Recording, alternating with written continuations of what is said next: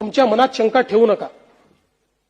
आकाश पाताळ एक करू, पण या केसमध्ये जर कोणाचा घातपात असेल, कोणाचाही बाप असला तरी त्याला खोदून काढू. सहन नाही करणार. कदाचित तुमच्या तीव्रतेपेक्षा माझी तीव्रता कमी असू शकते, पण इतकी बोथट नाहीये की अजितदादांच्या केसमध्ये कोणी कॉन्स्पिरसी करेल आणि आम्ही त्याला सोडून देऊ, त्याचा मुर्दाही खणून काढू, एवढं तुम्हाला मी आश्वस्त करतो.